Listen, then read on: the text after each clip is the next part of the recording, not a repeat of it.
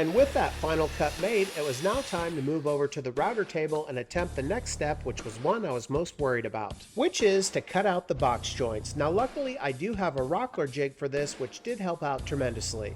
The key to making this work is to have the jig completely calibrated. In this case, I'm going with 1/2 inch box joints. And if you're interested in the setup of this jig and how to use this jig, I've done a whole video on it. And I even went back and rewatched that video just so that I could refresh myself on how to use this jig.